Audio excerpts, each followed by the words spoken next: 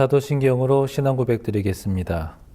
전능하사 천지를 만드신 하나님 아버지를 내가 믿사오며 그 외아들 우리 주 예수 그리스도를 믿사오니 이는 성령으로 잉태하사 동정녀 마리아에게 나시고 본디오 빌라도에게 고난을 받으사 십자가에 못 박혀 죽으시고 장사한 지 사흘 만에 죽은 자 가운데서 다시 살아나시며 하늘에 오르사 전능하신 하나님 우편에 앉아 계시다가 저리로서 산 자와 죽은 자를 심판하러 오시리라.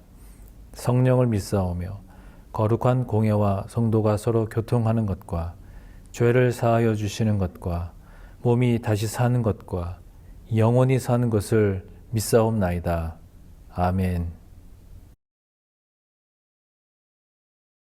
여호와의 말씀이니라. 보라, 내가 이스라엘 집과 유다 집에 대하여 일러준 선한 말을 성취할 날이 이르리라. 그날 그때에 내가 다윗에게서 한 공의로운 가지가 나게 하리니 그가 이 땅에 정의와 공의를 실행할 것이라. 그날에 유다가 구원을 받겠고 예루살렘이 안전히 살 것이며 이 성은 여호와는 우리의 의라는 이름을 얻으리라. 여호와께서 이와 같이 말씀하시니라. 이스라엘 집의 왕위에 앉을 사람이 다윗에게 영원히 끊어지지 아니할 것이며 내 앞에서 번제를 드리며 소제를 사르며 다른 제사를 항상 드릴 레위 사람 제사장들도 끊어지지 아니하리라 하시니라. 여호와의 말씀이 예레미야에게 임하니라. 이르시되 여호와께서 이와 같이 말씀하시니라. 너희가 능히 낮에 대한 나의 언약과 밤에 대한 나의 언약을 깨뜨려 주야로 그때를 잃게 할 수 있을진데 내 종 다윗에게 세운 나의 언약도 깨뜨려 그에게 그의 자리에 앉아 다스릴 아들이 없게 할 수 있겠으며 내가 나를 섬기는 레위인 제사장에게 세운 언약도 파할 수 있으리라. 하늘의 만상은 셀 수 없으며 바다의 모래는 측량할 수 없나니 내가 그와 같이 내 종 다윗의 자손과 나를 섬기는 레위인을 번성하게 하리라 하시니라. 여호와의 말씀이 예레미야에게 임하니라. 이르시되 이 백성이 말하기를 여호와께서 자기가 택하신 그들 중에 두 가게를 버리셨다 한 것을 네가 생각하지 아니하느냐.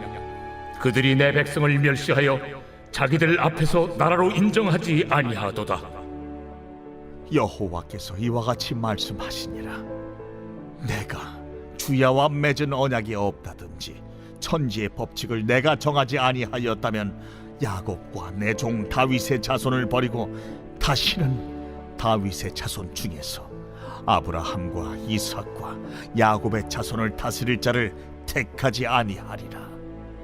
내가 그 포로된 자를 돌아오게 하고 그를 불쌍히 여기리라.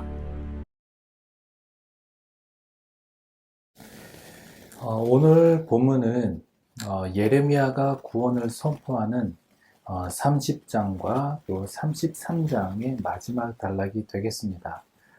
이 본문의 그 내용은 이스라엘과 유다의 약속된 말씀이 이제 성취될 것이다 라고 우리에게 말씀을 주고 계시는데요.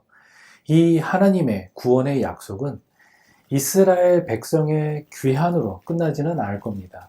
하나님이 다윗에게서 한 공의로운 가지를 세울 거라라고 말씀을 주고 계셨는데 그 공의로운 가지가 약속의 땅에 정의와 또 공의를 실행을 하고 또 유다를 구원하고 또 예루살렘을 안전하게 보호하게 될 것입니다. 이러한 온전한 회복을 위해서는 그런 다윗 왕조와 또 예루살렘 성전 예배가 회복되어야 하는 것이잖아요. 그래서 하나님은 다윗의 보좌에 앉을 그 사람과 또 성전 예배를 섬길 그 레위 제사장의 후손이 영원히 끊어지지 않을 것을 오늘 말씀을 통하여서 약속하여 주고 계십니다. 그러면 오늘 본문 말씀을 보면서 그 속에서 발견할 수 있는 오늘 우리를 향하신 하나님의 그 말씀은 무엇일까 함께 살펴보도록 하겠습니다. 먼저 14절에서 16절을 보도록 하겠습니다. 나 주의 말이다. 보아라, 내가 이스라엘 가문과 유다 가문에게 약속한 그 복된 약속을 이루어줄 그날이 오고 있다. 그때 그 시각이 되면 한 의로운 가지를 다윗에게서 돋아나게 할 것이니 그가 세상에 공평과 정의를 실현할 것이다. 그때가 오면 유다가 구원을 받을 것이며 예루살렘이 안전한 거처가 될 것이다. 사람들이 예루살렘을 주님은 우리의 구원이시다 하는 이름으로 부를 것이다. 자, 이 말씀에 대한 해설 첫 번째 단락을 보도록 하겠습니다. 하나님은 이스라엘과 유다의 완전한 회복을 예고하신 약속을 다윗에게 난 한 공의로운 가지를 통해 성취하겠다고 하십니다. 그가 정의와 공의로 불의를 바로잡을 때 유다는 구원을 경험하고 예루살렘은 하나님의 의를 시연하는 성읍이 될 것입니다. 예수님이 바로 다윗에게서 나신 공의로운 가지이며 공평과 정의로 다스리시는 왕이십니다. 예수님은 자신의 삶과 죽음, 부활과 승천, 재림과 심판으로 하나님의 정의를 실현하십니다. 그리고 그리스도를 왕으로 모신 교회에서 먼저 회복이 성취되고 온 세상으로 확장될 것입니다. 자, 우리가 앞서서 본 이제 1절부터 13절까지의 내용은 시위대 뜰에 구금된 상태에 있는 그 예레미야를 향해서 주시는 그 하나님의 말씀. 그러니까 이스라엘 심판 이후에 회복의 은혜를 베푸시겠다라는 말씀이었죠. 그리고 이어지는 오늘 말씀은 이제 거기에서 한 걸음 더 나아가서 그러면 이스라엘이 회복되어졌는데 그러면 거기에 세워질 그 다윗의 그 가문과 또 그 제사장직, 하나님 앞에 예배하는 그 제사장직을 누가 하겠는가에 대한 그 회복을 약속하는 그 예언의 말씀이 오늘 이 부분입니다. 그 중에서 지금 이 14절로 이제 18절, 16절에 해당하는 이 부분은 이스라엘이 회복될 때에 다윗의 그 가문도 또 레위의 제사장직도 이제 회복될 것이라는 그 약속의 부분이죠. 자, 이것은 미래적으로 봤을 때 이제 메시아가 이 땅에 임하게 될 것이고 이제 그의 왕국에 대한 예언으로도 볼 수가 있는데요. 왜냐하면 특히 15절로 16절 이 부분은 앞에서 보았던 23절의 5절로 6절의 말씀, 그러니까 여호와의 말씀이니라. 보라, 때가 이르리니 내가 다윗에게 한 의로운 가지를 일으킬 것이라. 그가 왕이 되어 지혜롭게 다스리며 세상에서 정의와 공의를 행할 것이며 그의 날에 유다는 구원을 받겠고 이스라엘은 평안히 살 것이며 그의 이름은 여호와 우리의 공이라 일컬음을 받으리라. 라는 이런 말씀이 거의 동일한 부분이잖아요. 그러니까 하나님의 구원의 역사가 단순히 이 바벨론 포로에서 하나님의 해방시키고 다시 본토로 귀환케 하는 그러한 차원에서 이제 멈춰지는 게 아니라 그들의 죄를 사하여 주시고 영혼까지 구원케 하는 그런 영적인 차원까지 나아간다라는 사실을 말씀을 통하여서 잘 보여주고 있습니다. 그러므로 이 말씀을 받는 이스라엘은 아무리 절망적인 상황에 처한다 할지라도 결코 희망을 잃지 말고 하나님께서 이루실 그 구원의 역사를 기다려야 한다는 사실을 지금 보여주고 있는 것이고 또한 오늘 이 말씀을 받는 우리의 삶 역시 예수님을 통한 그 구원의 기회를 놓치지 말고 믿고 따르며 복음을 전하는 그런 복된 소망이 있는 삶이 되기를 바랍니다. 계속해서 17절로 21절을 보겠습니다. 나 주가 이렇게 말한다. 이스라엘 민족의 왕좌에 앉을 사람이 다윗에게서 끊어지지 않을 것이다. 레위 지파의 제사장 가운데서도 나에게 번제물을 바치며 곡식 제물을 살라 바치고 희생 제물을 바칠 사람이 끊어지지 않을 것이다. 주께서 예레미야에게 다음과 같이 말씀하셨다. 나 주가 이렇게 말한다. 낮에 대한 나의 약정과 밤에 대한 나의 약정을 너희가 깨뜨려서 낮과 밤이 제 시간에 오지 못하게 할 수 있겠느냐? 그런 일이 있을 수 없다면 나의 종 다윗에게 세운 나의 언약도 깨지는 일이 없고 다윗에게도 그의 왕좌에 앉아서 다스릴 자손이 끊어지는 일이 없고 나를 섬기는 레위 지파의 제사장들에게 세운 나의 언약도 깨지는 일이 없을 것이다. 자, 이 말씀에 대한 해설 두 번째 단락을 보도록 하겠습니다. 하나님은 다윗 가문의 왕위가 영원히 이어지며 제사장도 끊어지지 않을 것이라고 약속하십니다. 하나님의 대리 통치자인 왕이 끊이지 않는다는 것은 이스라엘을 향한 하나님의 다스림이 영원함을 의미하고 제사장이 끊이지 않는다는 것은 하나님이 이스라엘과 영원히 함께 하심을 의미합니다. 하나님의 영원한 통치와 임재가 예수님을 통해 흔들림 없는 현실로 보장되었습니다. 예수님이 하나님 우편에 앉으심으로 영원한 왕이자 영원한 대제사장이 되셨기 때문입니다.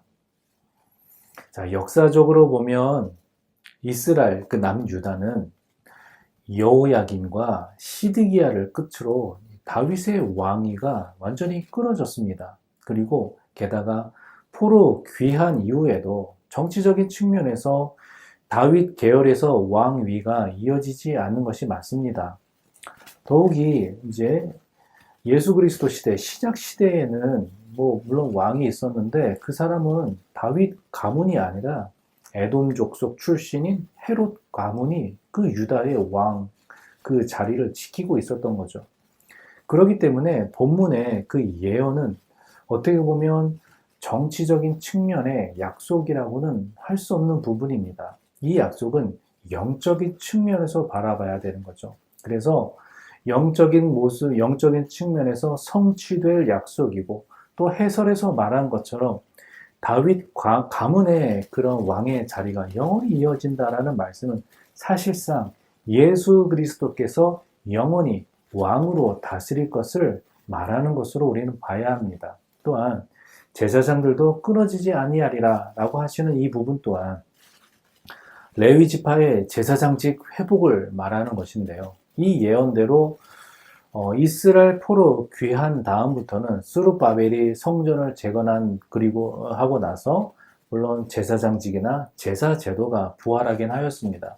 하지만 주후 70년 로마로 인해서 예루살렘 성전이 완전히 파괴된 이후로는 이제는 더 이상 성전의 제사가 이루어지지 않았다라는 그런 역사적인 사실도 우리가 생각해 봐야 합니다. 그러면 그렇다고 끊어지지 아니하리라 라는 이 예언의 말씀이 성취되지 않은 것이냐, 틀린 것이냐, 그건 아니죠.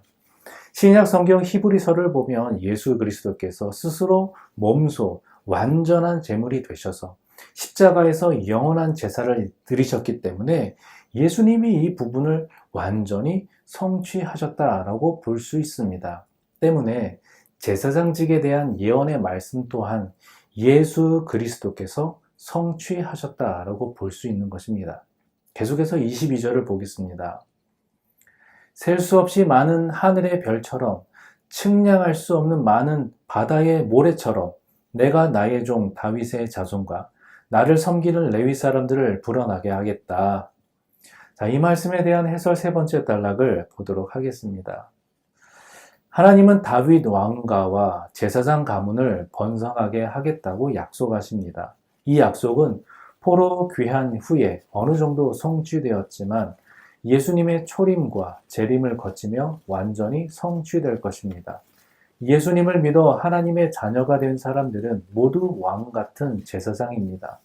예수님이 다시 오시는 날, 각 나라와 족속과 백성과 방언에서 나온 아무도 능히 셀 수 없는 큰 무리가 우리 하나님 앞에서 나라와 제사장들이 되어서 땅에서 왕 노릇할 것입니다.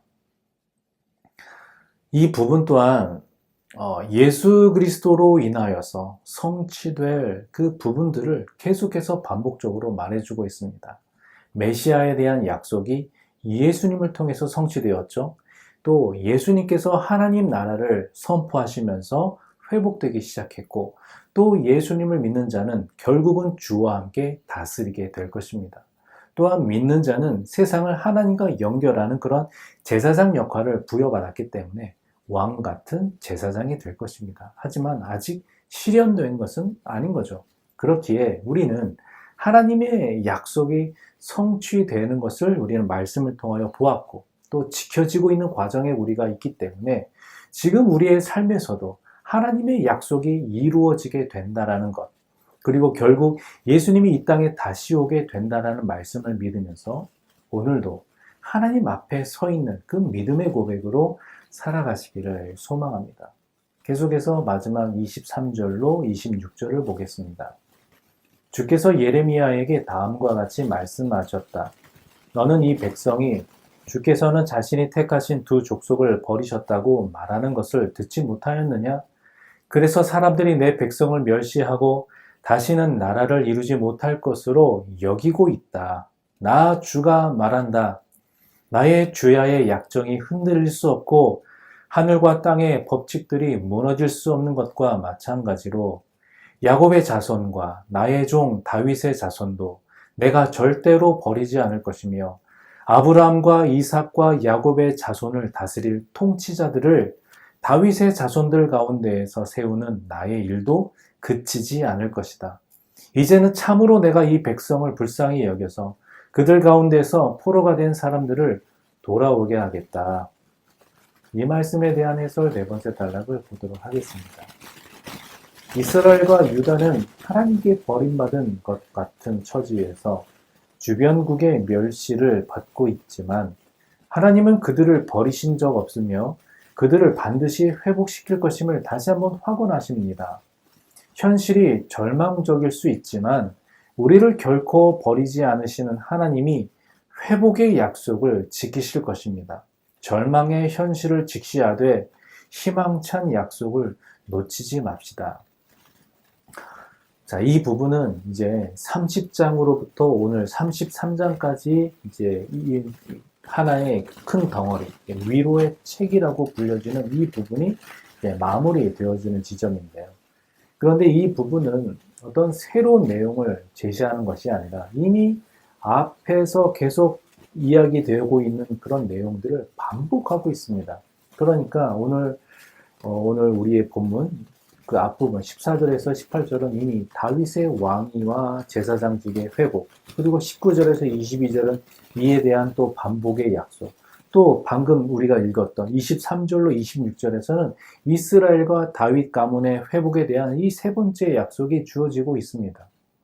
이렇게 계속 반복되고 있는 것은 하나님께서 다윗의 가문과 제사장직의 회복에 대해서 얼마나 지금 강조하고 있는지를 잘 보여주고 있는데요.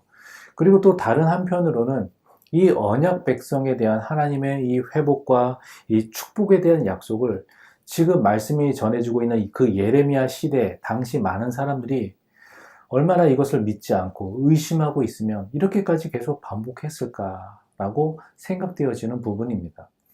결국은 하나님의 이 모든 약속은 우리를 복되게 하시는 언약입니다.